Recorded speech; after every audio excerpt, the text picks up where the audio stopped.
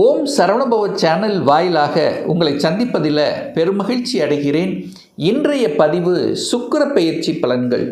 பொதுவாக சுக்கிர பகவான் கலத்திர காரகன், வண்டி வாகனத்துக்கு காரணகர்த்தாவாக இருக்கக்கூடியவர், அனைத்து விதமான சுக போகங்களை அள்ளி கொடுக்கக்கூடியவர், கலைத்துறைக்கு சொந்தக்காரர். அப்பேற்பட்ட அந்த சுக்கிர பகவானானது கும்ப மனையிலிருந்து மீன மனைக்கு பயிற்சியாகிறார். இது எப்போ நடக்குது அப்படின்னா மார்ச் மாதம் 2ஆம் தேதி மீன மனையில் இந்த சுக்கிர பகவான் உச்ச பலம் அடைய போகிறார். அப்போ அந்த மீன மனையில் 3 நட்சத்திரங்களின் வழியிலாக தன்னுடைய பலனை கொடுக்க போகிறார். அதாவது பூரட்டாதி நட்சத்திரத்தில், அதாவது குருவின் நட்சத்திரத்திலும், சனி பகவான் நட்சத்திரமான உத்திரட்டாதி, புதன் பகவான் நட்சத்திரமான ரேவதியில் பயணம் பண்ணி தன்னுடைய பலனை கொடுக்க போகிறார். இந்த பதிவை நீங்கள் முழுவதுமாக பாருங்கள். நிச்சயமாக ஏதாவது ஒரு ரூபத்தில் உங்களுக்கு யூஸ்ஃபுல்லாக இருக்குங்கிறதுல எந்தவித மாற்று கருத்தும் கிடையாது. நம்மளுடைய சேனலை நீங்கள் ஃபஸ்ட் டைம் பார்ப்பவர்கள் என்றால் மறக்காமல் சப்ஸ்கிரைப் பண்ணிக்கிங்க. மீன ராசி அன்பர்களே, சுக்கிர பயிற்சியால் என்ன பலன்? மீன மனையில் உச்ச பலம் பெற்ற சுக்கிரனால, அதாவது உங்கள் ராசிக்கும் 3ஆம் அதிபதி, முயற்சி ஸ்தானத்தின் அதிபதி, தைரிய வீரியத்தை கொடுக்கக்கூடியவன் சுக்கிரன், உச்ச பலம். அதே சமயத்தில் 8க்குரியவன் அட்டமாதிபதியும் அதே சுக்கிரன் தான் உங்கள் ராசியில் உட்கார்ந்துருக்கார். ஏற்கனவே உங்கள் ராசியில் சனி பகவான் உட்கார்ந்துருக்கார். அப்போது 7.5 சனியில் ஜென்ம சனியாக இருக்கிறீங்க. இப்போது 12ஆம் அதிபதியாக இருக்கக்கூடிய சனி பகவான், 8ஆம் அதிபதியாக இருக்கக்கூடிய அந்த சுக்கிரன் 2 சேர்ந்திருக்கு. அப்போது நிச்சயமாக எதிர்மறை எண்ணங்கள், நெகட்டிவ் தாட்ஸ் நிறைய மீனராசி என்பவர்களுக்கு ஏற்படுத்தும். நெகட்டிவ்க்குள்ளே போக வேண்டாம். இந்த காலகட்டத்தில் ஒன்று பாசிட்டிவ் உணர்வுகளை மட்டும் ஏற்படுத்தி கொள்ளுங்கள். ஏன்னா 3ஆம் அதிபதி 11ஆம் அதிபதி இணைகிறது அப்படின்னு வச்சுக்கோங்களேன். அப்போ 3ங்கிறது முயற்சி. நல்ல முயற்சி எடுங்க, தன்னம்பிக்கையோடு செயல்படுங்க, வெற்றி உறுதி. நெகட்டிவ்க்குள்ளே போனீங்கன்னா நெகட்டிவ்க்குள்ளே போகும், பாசிட்டிவ்க்குள்ளே போங்க. தன்னம்பிக்கையோடு செயல்படக்கூடிய ஒரு நல்ல மாதம். முயற்சிகள் வெற்றி பெறும். உங்கள் முயற்சியால் லாபத்தை அனுமதிக்கக்கூடிய ஒரு அற்புதமான ஒரு காலகட்டம் அப்படின்னு சொல்லுவேன். சில சமயங்களில் சோம்பேறித்தனமாக டல்லாக இருக்கக்கூடிய நிகழ்வு இருக்கும். அதுக்கெல்லாம் நீங்கள் இடம் கொடுக்க வேண்டாம். ஏன்னா சந்திரன் அங்கே இருக்கார், அங்கே சனி உட்கார்ந்துருக்கார். உங்கள் மனசை ஏதோ ஒரு வகையில் காயப்படுத்துகிற மாதிரியும், மனசு சரியில்லாத மாதிரியும் எல்லாமே இருக்குது. பட் இல்லாத மாதிரி ஒரு ஃபீலிங்ஸை கொடுத்துக்கிட்டு நீங்களே எதையாவது ஒன்று நினச்சிக்கிட்டு இது நடக்கலை அது நடக்கலைன்னு சொல்லி நீங்களே ஒன்று எடுத்து போட்டுக்கிட்டு, ஸோ இந்த மாதிரி தன்னுடைய மனசை தானே ஏதோ ஒரு கெடுத்துக்கக்கூடிய அமைப்புங்கிறது இருக்குது. ஹெல்த் சார்ந்த விஷயத்தில் கொஞ்சம் அக்கறை எடுத்துக்கொள்வது நல்லது இந்த மீனராசி அன்பர்களுக்கு. அப்போ முயற்சியால் வெற்றி பெறக்கூடிய ஒரு அற்புத காலகட்டம் தான் இந்த மீனராசி என்பர்கள் அப்படிங்கிறத ஞாபகத்தை வச்சுக்கோங்க. பிரயாணங்கள் ஏற்படுத்தும். சிறு தூர பிரயாணங்கள், தூரதேச பிரயாணங்கள், இந்த மாதிரி பிரயாணங்களை ஏற்படுத்தக்கூடிய அமைப்பு இருக்குது. சுக்கிரன் அங்கே உங்கள் ராசியிலேயே உச்சபலம் இருக்கிறதுனால கலைத்துறையில் நிறைய பேருக்கு நாட்டம் இருக்கும். கலைத்துறையில் ஆர்வத்தை கொடுக்கும். கலைத்துறையில் இருக்கின்றவர்கள் கொஞ்சம் அலைச்சல் திருச்சல் டென்ஷன் ப்ரெஷர் கொடுத்தாலும் வளர்ச்சியை கொடுக்கக்கூடிய ஒரு காலகட்டம் தான் இந்த மீனராசி என்பவர்களுக்கு அப்படின்னு சொல்லுவேன். அதே சமயத்தில் அழகு சார்ந்த விஷயத்தில் நாட்டம் அதிகம் இருக்கும். அழகு சார்ந்த விஷயங்கள், ஜவுளி சம்பந்தப்பட்ட துறையில் இருக்கின்றவர்கள், இந்த சுக்கிரன் இந்த உணவு சம்பந்தப்பட்ட ஹோட்டல் சம்மந்தப்பட்ட துறையில் இருக்கிறவங்களுக்கெல்லாம் நல்ல வளர்ச்சி கொடுக்கும். எந்த அளவுக்கு முயற்சி போடுகிறீர்களோ அந்த அளவுக்கு லாபத்தை கொடுக்கும் அப்படிங்கிறது நிச்சயமான ஒரு அமைப்பு. அதே சமயத்தில் 8க்குரியவன் அட்டமாதிபதி தனக்கு 6ஆம் இடத்துல போய் உட்கார்ந்துருக்கார். அப்போது என்னாகும்? 8க்குரியவன் தனக்கு 6ல். அப்போ திடீர் பாசிட்டிவத்தை கொடுக்க போகுது. இது நடக்கலை, இது வலியாக இருக்குது, இது வேதனையாக இருக்குது, கஷ்டமாக இருக்குதுன்னு நினச்சிட்டு இருந்த சில விஷயங்கள் உங்கள் முயற்சியால் அப்படியே பாசிட்டிவாக மாற்றக்கூடிய ஒரு காலகட்டம். ஒரு வலியை கொடுத்து கொண்டிருந்த விஷயங்கள் அந்த வலிக்கே வலி. அப்போது வலியிலிருந்து நிவாரணம் செய்யக்கூடிய தன்மைங்கிறது இருக்குது. வேலை இல்லாதவர்களுக்கு உங்கள் முயற்சியால் நிச்சயமாக வேலை கிடைக்கும். முயற்சியால் வேலை உண்டு, சக்ஸஸ் உண்டு. 8ஆம் இடம் என்பது வலி, வேதனை, துக்கம், துயரம் என்று சொன்னாலும் கூட திடீர் அதிர்ஷ்டம் அங்கே தான் ஒளிஞ்சிருக்கு. மறைபொருள் ஞானம் அங்கே தான் இருக்குது. யார் உங்களுக்கு கெடுத்து கொண்டிருந்தார்கள், யார் உங்களை துரோகம் செய்து கொண்டிருந்தார்கள், எல்லாமே இப்போ இந்த காலகட்டம் உங்களுக்கு வெளியில் காமிச்சிடும். அப்போது எதிரிகளை இனம் கண்டு கொண்டு அதற்கு தகுந்த மாதிரி செயல் திட்டம் தீட்டு வெற்றி அடையக்கூடிய ஒரு காலகட்டம் தான் இந்த மீனராசி என்பர்கள். அப்போ என்ன சொல்ல வரேன்னா, மனசை மட்டும் விட்டுறாதீங்க, தைரியத்தை மட்டும் விட்டுறாதீங்க, பாசிட்டிவ் உணர்வுகளை மட்டும் தூண்டுங்க. நிச்சயமாக வெற்றி உண்டு அப்படிங்கிறதுல எந்தவித மாற்று கருத்தும் கிடையாது. ஏன்னா உங்கள் ராசி அதிபதி இதுவரைக்கும் பார்த்தீங்கன்னா வக்ரமாக இருந்தார். இப்போ வக்ர நிவர்த்தி அடைந்து 8ஆம் இடத்தை பார்க்குறார். அப்போ என்னென்னா, நிறைய பேர் வெளியூர், வெளி மாநிலம் வேலைக்காக வெளியூருக்கு செல்லக்கூடிய அமைப்புகள் சந்தர்ப்பங்களை உருவாக்கும். குரு 12ஆம் இடத்தை பார்க்குறார், 8ஆம் இடத்தை பார்க்குறார், 10ஆம் இடத்தை பார்க்குறார். ஒரு மாற்றம் உண்டு. வேலையில் எந்த மாற்றம் வந்தாலும் அதை அக்செப்ட் பண்ணிக்கோங்க. துறை ரீதியான மாற்றம், எந்த மாற்றம் வந்தாலும் அதை ஏற்றுக்கொள்வது புத்திசாலித்தனம் இந்த மீனராசி என்பர்கள். ஏன்னா எப்படி இருந்தாலும் எங்கிருந்தாலும் உங்களுக்கு ஒரு சாட்டிஸ்ஃபேக்ஷன் இருக்காது. ஏதாவது ஒரு அழுத்தம், ப்ரெஷர், அது இல்லை இது இல்லைன்னு ஏதாவது ஒரு குறை சொல்லக்கூடிய அமைப்புங்கிறத இருக்குது. நீங்கள் எப்படி தான் நல்லது செஞ்சாலும் நல்லது செஞ்சேன்னு சொல்கிறதுக்கு ஆள் இல்லை. ஏதாவது ஒரு குறை சொல்லி கொண்டு ஏதோ ஒரு டெம்ப் பண்ணக்கூடிய அமைப்பு இருக்கிறதுனால தேவையில்லாத இல்லை, ரொட்டீன் என்ன இருக்கோ அதை செஞ்சுட்டு அப்படியே போயிட்டுருக்கலாம். மாதமான சம்பளம் வருதா, ரைட் அப்படின்ட்டு போங்க. அழுத்தம், ப்ரெஷருக்கு ஆட்பட வேண்டாம்.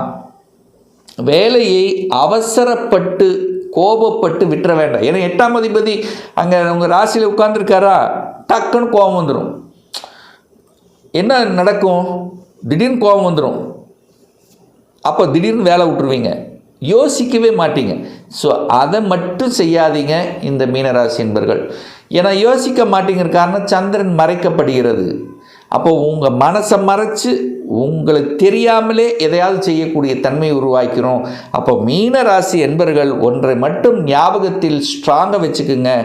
இந்த காலகட்டத்தில், இந்த ஜென்ம சனி காலகட்டத்தில் வேலையை மட்டும் எக்காரணத்தை கொண்டும் விட்டுற வேண்டாம். அப்படியும் மாறணும் அப்படின்னு முடிவெடுத்து விட்டால் இன்னொரு வேலையை அமைத்து விட்டுத்தான் மாறணுங்கிறத மனசில் நல்ல கெட்டியாக ஆணித்தரமாக பதிய வைத்து கொள்ளுங்கள். மாற்றம் கிடைக்குமா சார்? மாற்றம் உண்டு, முயற்சியால் மாற்றம் உண்டு. எனக்கு குரு 10ஆம் இடத்தை ராசி, நீங்கள் பார்க்குறீங்க 10ஆம் இடத்தை பார்க்குறீங்க, எனக்கு பிடிக்கல, ஏதோ மாறணும், மாற்றிக்கிங்க. ஆனால் இன்னொன்று அமைச்சுக்கிட்டு மாற்றிக்கிங்க. இதை மட்டும் உறுதியாக வைத்து கொள்ளுங்கள். சார் திடீர் ப்ரமோஷன் கிடைக்குமா? நிச்சயமாக உண்டு, அதில் மாற்று கருத்து இல்லை. 8ஆம் அதிபதி உச்சம், கிடைக்கலன்னு நினச்சிட்டு இருந்ததெல்லாம் கிடைச்சிரும், திடீர்னு தான் கிடைக்கும். இந்த மீனராசி என்பவர்கள் அன்எக்ஸ்பெக்டடாக தான் நடக்கும். குழந்தை பாக்கியம் இல்லாதவர்கள் குழந்தை பாக்கியம் கிடைச்சிரும். சார் ஜென்ம சனிக்கால திருமணம் நடக்குமா? திடீர்னு திருமணம் நடக்கும், திருமணமும் நடக்கும். கலத்திரக்காரகன் உச்சபலம் அல்லவா, கலத்திரக்காரகன் வலுவை பெறுகிறார் அல்லவா. அப்போ திடீர்னு திருமணம் நடக்கக்கூடிய அமைப்புகள், இப்படி திடீர்னு நடக்கக்கூடிய வாய்ப்புகள் சந்தர்ப்பங்களை உருவாக்கும். இதில் மாற்று கருத்து என்பது இல்லை. இந்த சுக்கிர பகவான் பார்த்தீங்கன்னா உத்திரட்டாதி நட்சத்திரத்தில் செயல்படுறார். இந்த மார்ச் மாதம் 14ஆம் தேதி வரை உத்திரட்டாதிங்கிறது சனி பகவான். சனி பகவானுங்கிறது விரையாதிபதியும் அவர் தான், லாபாதிபதியும் அவர் தான். அப்போது லாபாதிபதி நட்சத்திரத்தில் அப்படின்னு எடுத்துக்குங்க. உங்களுக்கு இந்த காலகட்டத்தில் பணமழை குடிக்கக்கூடிய, அதாவது பொருளாதார ஏற்றத்தை தரக்கூடிய அமைப்பு இருக்குது. பொருளாதார ஏற்றமும் உண்டு, செலவும் உண்டாகும், விரயமும் உண்டாகும். விரயத்தை சுப விரயங்களாக கன்வெர்ட் பண்ணிக்கிங்க. சுப விரயங்கள் என்ன? ஒரு வீடு வாங்கிறது, ஒரு இடத்த வாங்கிறது. ஸோ இந்த மாதிரி நல்ல விஷயமாக செயல்படுத்தி கொள்ளுங்கள். அப்படி இடத்த வாங்குறது, நிலத்தை வாங்கினாலும் டாக்குமெண்ட் பர்ஃபெக்டாக இருக்காங்கிறது செக் பண்ணிக்கிங்க. புதனோட ராகு சேர்ந்துருக்கு. ஸோ இப்படி இடம் நிலம் சார்ந்த விஷயங்களில் விரயத்தை ஏற்படுத்தி கொள்ளுங்கள். உங்கள் குழந்தைகளுடைய படிப்புக்காக செலவுகள். ஸோ இந்த மாதிரி சுப விரயங்களாக நீங்கள் செலவு செய்து கொள்ளலாம் இந்த காலகட்டம். ஆனால் தேவையில்லாத ஒரு சொந்த தொழில் செய்கிற, பணத்தை போடுற, பணத்தை மற்றவங்களுக்கு கொடுக்குற, ஒரு ஜாமீன் கையெழுத்து போடுற, இதெல்லாம் தான் யோசிக்கணும். மீனராசி என்பர்கள் யோசிக்கணும். சொந்த தொழில் என்ட்ரி ஆகுறீங்களா, கொஞ்சம் யோசிக்கணும். கொடுப்பினை இருக்காங்கிறது செக் பண்ணணும். ஜாமீன் கையெழுத்து சுத்தமாக ஆகாது. பணத்தை எங்கேயாவது கொடுத்தீங்கன்னா ரிட்டன் வராது. நெகட்டிவ் விஷயத்துக்குள்ளே போகாதீங்க. வம்பு வழக்கு கோர்ட்டு கேஸ் இந்த மாதிரி நெகட்டிவ் விஷயத்துக்குள்ளே போகக்கூடாதுங்கிறத ஆழமாக மனதில் பதிய வைத்து கொள்ளுங்கள். இந்த சுக்கிர பகவான் பார்த்தீங்கன்னா அடுத்து ரேவதி நட்சத்திரத்தில் பிரயாணம் பண்ணுறார். ரேவதி அப்படிங்கிறது புதன் பகவான் நட்சத்திரம். புதனுங்கிறது யாருன்னா 4க்குரியவன், சுகம் சார்ந்த விஷயங்கள், சுகத்தை தரக்கூடியவன், திருமணஸ்தானத்தின் அதிபதி. அப்போது இந்த நட்சத்திரத்தில் பிரயாணம் பண்ணக்கூடிய இந்த காலகட்டங்கள் 7ஆம் அதிபதி 8ஆம் அதிபதி கனெக்ட் ஆகுது. ஏன்னா சுக்கிரன் 8ஆம் அதிபதி, புதனுங்கிறது 7ஆம் அதிபதி. அப்போ 7, 8 கனெக்ட் ஆகுது. அப்போ கணவன் மனைவிக்குள்ளே கொஞ்சம் அனுசரித்து போகணும் என்பதை மைண்டில் வச்சுக்குங்க. விட்டு கொடுத்து போகணும். தன்னுடைய குடும்பம் என்கின்ற எண்ணத்தை உருவாக்கணும். அப்போ தான் நல்லா இருக்குல்லன்னா என்னைக்காவது சண்டை வரும், கருத்து வேறுபாடு வரும், என்றைக்கோ போட்ட சண்டையை எடுத்து பேசுவீங்க. அப்போ அந்த ஒரு மனசு ஏதோ ஒரு வகையில் பாதிக்கப்படும் அப்படிங்கிற அமைப்பு புரிஞ்சுக்குங்க. அவ்வளோதான். பெரிய கெடுபலன்கள்ங்கிறது இல்லை, இது கோச்சார ரீதியான பலன்கள் தான். அப்போ கொஞ்சம் அனுசரிக்கணுங்கிறத மைண்டில் வச்சுக்கிட்டா போதும். அதே மாதிரி கூட்டு தொழிலில் கூட்டாளிகளோட சார்ந்த விஷயங்கள் கொஞ்சம் கவனத்தோடு இருக்கணும். 4, 8 4ஆம் அதிபதி 8ஆம் அதிபதி 4ஆம் அதிபதி கனெக்ட், 4, 8 கனெக்ட் ஆகுது. 4ங்கிறது வண்டி வாகனம், 8ங்கிறது பிரச்சனை. அப்போ வண்டி வாகனத்தில் பிரயாணம் செல்லும் பொழுது கொஞ்சம் கவனமாக இருக்கணும்.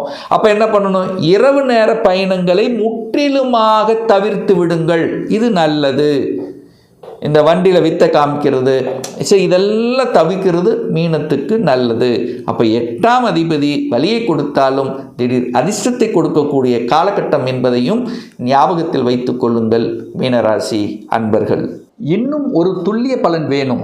உங்கள் சுய ஜாதகத்தில் சுக்கிரன் எப்படிப்பட்ட நிலையில் இருக்கார்? ஆட்சி பலத்தோடு இருக்கா, உச்ச பலத்தோடு இருக்கா, வர்க்கோத்தம பலம் பெற்றிருக்கா, பாவ கிரகங்களின் தொடர்பில் இருக்கா, அல்லது 6, 8, 12ஆம் அதிபதிகளுடன் சேர்ந்து இருக்கா, யோக கிரகத்தோடு சேர்ந்து இருக்கா, என்ன டிகிரியில் இருக்குது, இப்போ நடப்பு தசாநாதன் புத்திநாதன் சூட்சமநாதன் எப்படி இருக்குது என்பதை பொறுத்து நீங்கள் கேட்கக்கூடிய எந்த கேள்வியாக இருந்தாலும் சரி, இந்த 2026இல் சொந்த தொழில் செய்வதற்குண்டான கொடுப்பினை இருக்கா, அப்படி இருக்கக்கூடிய பட்சத்தில் எப்போ நம்ம சொந்த தொழிலை ஆரம்பிக்கலாம், +2 முடிச்சிட்டேன், எந்த கோர்ஸ் படித்தா நம்மளுடைய ஃப்யூச்சர் நன்றாக இருக்கும், திருமணம் தடைபட்டு கொண்டே இருக்கிறது, எப்போ தான் சார் திருமணம் நடக்கும், எப்போ இடமாற்றம் கிடைக்கும், எப்போ ப்ரமோஷன் கிடைக்கும், எப்போ குழந்தை பாக்கியம் கிடைக்கும், இது போன்ற கேள்விகளுக்கு துல்லியமான பதிலை நம்மால் கூற முடியும். ஒரு பர்சனல் கன்சல்டேஷன் எடுத்துக்கணும், ஒரு சுயஜாதகம் பார்க்கணும் என்று விருப்பப்படக்கூடிய அன்பர்கள் டிஸ்பிளே தெரியக்கூடிய நம்பருக்கு வாட்ஸ்அப் மூலமாகவோ ஃபோன் கால் மூலமாகவோ தொடர்பு கொண்டு அப்பாயின்மெண்ட் பெற்றுக்கொண்டு நேரடியாகவோ அல்லது ஆன்லைன் மூலமாகவோ கன்சல்டேஷன் எடுத்துக்கலாம்.